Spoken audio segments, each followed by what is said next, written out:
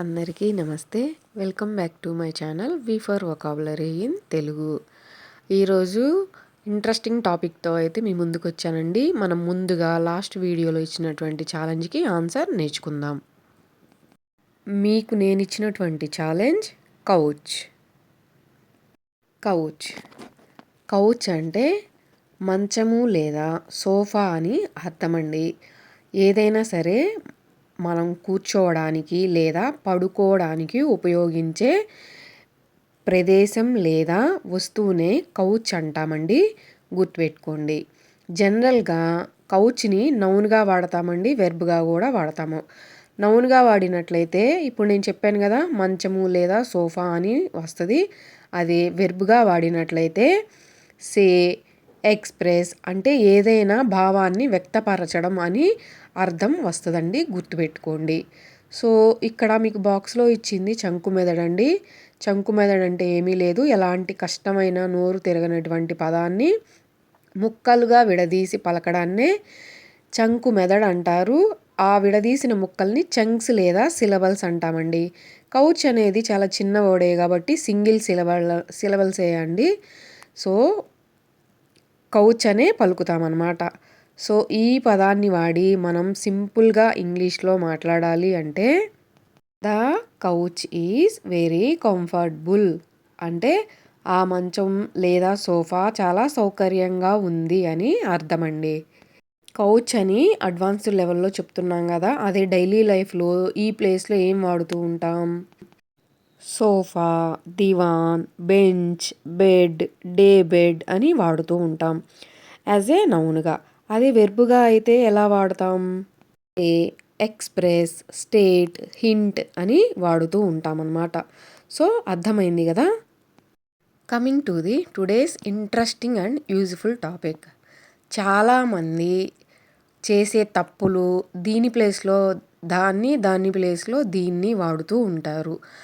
అసలు వీటి మధ్య తేడా ఏంటి మనం ఈరోజు నేర్చుకుందాం.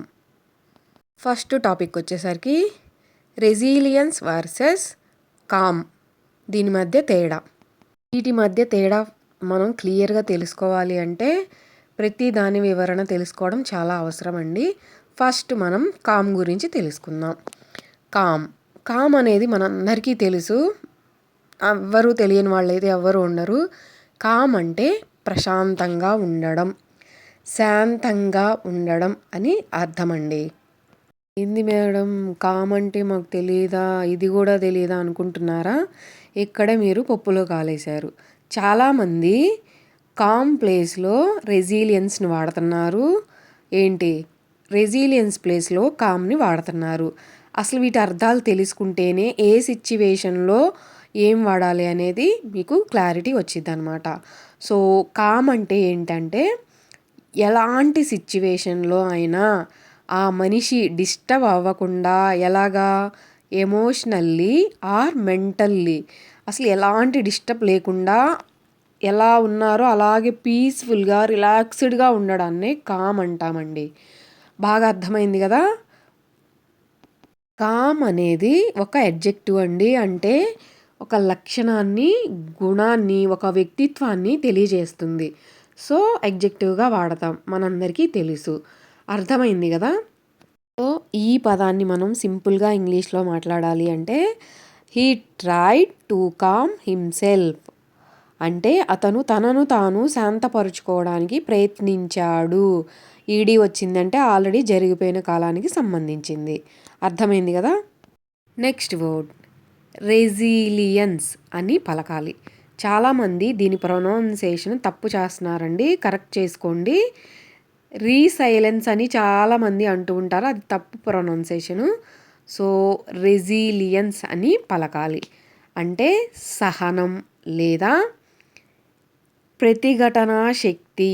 అంటే మన వాడుక భాషలో ఎన్ని కష్టాలు వచ్చినా మళ్ళీ లేచి నిలబడే శక్తినే రెసిలియన్స్ అంటామండి. అర్థమైంది కదా. అంటే ఓడిపోయినా వెనక్కి తగ్గకుండా ముందుకు సాగుతూ ఉండడాన్నే మనం రెసిలియన్స్ అంటారు. అర్థమైంది కదా, గుర్తుపెట్టుకోండి. రెసిలియన్స్ని నౌన్గా వాడతామండి. సో మీకు ఆల్రెడీ నేను చెప్పాను, మళ్ళీ మళ్ళీ చెప్పాల్సిన పని లేదు.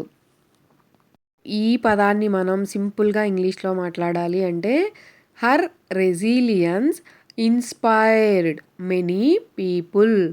ఆమె సహనం చాలామందికి ప్రేరణ ఇచ్చింది. ఆమె యొక్క ఎన్ని కష్టాలు వచ్చినా మళ్ళీ తిరిగి నిలబడే శక్తి అందరికీ ఇన్స్పిరేషన్గా నిలబడింది అని అర్థం అన్నమాట. సో మీకు అర్థమైంది కదా, ఎక్కడ ఏ పదం వాడాలని ఇప్పటికే 90% అర్థమైంది. ఇప్పుడు మనం షార్ట్ కట్స్ ఎలా గుర్తుపెట్టుకోవాలో నేర్చుకుందాం. మనం దీన్ని సింపుల్గా గుర్తుపెట్టుకోవడం ఎలాగో నేర్చుకుందాం. So first calm, current state of mind, ప్రస్తుతం మన మైండ్ సెట్ ఎలా ఉంది అనేది. ఓకేనా, అంటే అది ఎలాంటి సిచ్యువేషన్లో అయినా కామ్గా ఉందా లేదా, ఒక మైండ్ స్టేట్ ఆఫ్ మైండ్ని తెలియజెప్పడానికి మనం కామ్ని వాడతామన్నమాట. నెక్స్ట్ రెసిలియన్స్ అంటే ఇక్కడే ఉందండి answer, recovery from storm. Storm అంటే ఏంటి, చాలా పెద్దవి ఏదైనా సరే సమస్యలు, ఒడిదుడుకులు మీరు ఎలా అయినా తీసుకోండి, అవి కష్టాలు అనుకోండి, ఎలాగైనా దాని నుంచి మళ్ళీ మనం తిరిగి నిలబడ్డాం అనమాట. సో సింపుల్గా ఈ ట్రిక్ ఫాలో అవ్వండి. Next most important, anxiety versus panic. చాలామంది దీని ప్లేస్లో దాన్ని, దాని ప్లేస్లో దీన్ని వాడుతూ ఉంటారు. ఇది బాగా అందరం వాడే పదాలే. సో ఇప్పుడు మనం కంప్లీట్గా నేర్చుకుందాం. ముందుగా మనం యాంగ్జైటీ గురించి తెలుసుకుందాం. యాంగ్జైటీ అంటే ఆందోళన, ఆతురత, ఆరాటం, భయం, చింత, కలవరం. సో ఇలా చెప్పుకుంటూ పోతే చాలా అర్థాలు ఉన్నాయండి, కానీ ఇవన్నీ కూడా ఆందోళనకు సంబంధించిన పదాలే. అంటే మన వాడుక భాషలో చెప్పాలి అంటే భవిష్యత్తు గురించి ఎప్పటికీ ఉండే భయం. ఏంటి ఇదేంటంటే దీని గుణం మెల్లగా మొదలయ్యి ఎక్కువ సమయం, అంటే లైఫ్ లాంగ్ కూడా కొంతమందికి యాంగ్జైటీ అనేది ఉంటుందన్నమాట. అంటే వాళ్ళకి ఆటోమేటిక్గా తెలియకుండానే భయం, కొంతమందికి పరీక్షలు అంటే భయం, కొంతమందికి ఇంజెక్షన్ అంటే భయం, కొంతమందికి సర్జరీస్ అంటే భయం, కొంతమందికి బ్లడ్ చూస్తే భయం. ఇవన్నీ కూడా యాంగ్జైటీ అనమాట. అంటే వాళ్ళ మైండ్కి సైన్స్ వెళ్ళినప్పుడు వాళ్ళకి తెలియకుండా యాంగ్జైటీగా ఫీల్ అవుతారు. సో ఇదేంటంటే స్లో పాయిజన్ లాగా గుర్తుపెట్టుకోండి. అర్థమైంది కదా యాంగ్జైటీ అనేది ఎప్పుడు వాడతాం, అసలు దాని అర్థం ఏంటి అనేది. యాంగ్జైటీ అనేది నౌన్ కింద వాడతామండి, గుర్తుపెట్టుకోండి. దీన్ని మనం సింపుల్గా ఇంగ్లీష్లో మాట్లాడాలి అంటే he has anxiety before exams. అంటే పరీక్షల ముందు అతనికి ఆందోళన ఉంటుంది అని అర్థం అన్నమాట. Next word panic. ప్యానిక్ అంటే కూడా భయానికి సంబంధించిందే అండి, కానీ compare to the anxiety it is very dangerous అనమాట. అంటే ఆ మనిషి ప్రాణాలు కూడా పోయే ఛాన్సెస్ ఎక్కువగా ఉన్నాయి ప్యానిక్ సిచ్యువేషన్స్లో. ఇలాంటివన్నీ ఎప్పుడు జరుగుతూ ఉంటాయి మనందరికీ తెలుసు కదా. ఏదైనా మన ఫ్యామిలీలో ఎవరికి ఏదైనా సడన్గా ఏదైనా అయింది అన్న వార్త విన్నప్పుడు, ఏదైనా భయంకరమైన యాక్సిడెంట్లు చూసినప్పుడు, ఇలా చెప్పుకుంటూ పోతే చాలా ఉన్నాయి. ప్యానిక్ అటాక్స్ అంటూ ఉంటారు. సో ప్యానిక్ అనేది ఎక్కడ, ఎందుకు, ఎలాంటి సిచ్యువేషన్లో వాడాలి అర్థమైందని అనుకుంటున్నాను. సో ప్యానిక్ని నౌన్గా వాడతామండి, గుర్తుపెట్టుకోండి. మనం ఈ పదాన్ని వాడి సింపుల్గా ఇంగ్లీష్లో మాట్లాడాలి అంటే she panicked when the fire alarm rang. Fire alarm మోగగానే ఆమెకు అకస్మాత్తుగా భయం వచ్చింది అని అర్థం అన్నమాట. సో మీకు ప్యానిక్ గురించి ఇంకెలాంటి డౌట్స్ లేవనే అనుకుంటున్నాము. ప్యానిక్ అంటే తెలుసు కదా, అర్థమైంది కదా. అకస్మాత్తుగా అంటే అప్పటికప్పుడు కలిగే భయం, ఇదేమీ మనకి ముందు నుంచి ఉండదు. సో అప్పటికప్పుడు అక్కడున్న సిచ్యువేషన్ మనకి ఆ మైండ్కి ఇచ్చే ఒక స్ట్రోక్ లాంటిదే ప్యానిక్ అనమాట. ఇది చాలా డేంజర్, గుర్తుపెట్టుకోండి.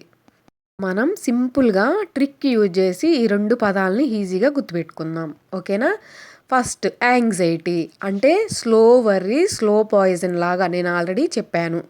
సో ప్యానిక్ అంటే సడన్ షాక్, అంటే ఎలక్ట్రిక్ షాక్ కొడితే ఏమవుతుంది తెలుసు కదా, అటో ఇటో అవుతారు అంతే. సో ఇది బాగా గుర్తుపెట్టుకోండి. సో మీకు ఇంకెలాంటి డౌట్స్ లేవు. మీరు ఇంకెలాంటి మిస్టేక్ చేయరనే అనుకుంటున్నాను. సో ఎంతమంది కరెక్ట్‌గా ఆన్సర్ చేస్తారో చూద్దాం. నెక్స్ట్ వీడియోలో వాళ్ళ నేమ్స్ అనౌన్స్ చేస్తాను. ఫస్ట్ ఛాలెంజ్ వచ్చేసరికి please remain dash during the interview.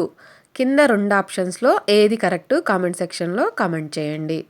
Second challenge he felt dash when he got stuck in the lift. కింద 2 ఆప్షన్స్‌లో ఏది కరెక్ట్ కామెంట్ సెక్షన్‌లో కామెంట్ చేయండి. సో మీ అందరికీ ఇది చాలా యూజ్‌ఫుల్ వీడియోనే అనుకుంటున్నాను. మీకు గనక మన వీడియో నచ్చినట్లయితే లైక్ చేయండి. ఎవరికైనా యూజ్‌ఫుల్ ఉంది అంటే తప్పకుండా మర్చిపోకుండా షేర్ చేయండి. మీరు ఈరోజే మన వీడియో చూస్తున్నట్లయితే నచ్చితే సబ్స్క్రైబ్ చేసుకోండి. Thanks for watching my video.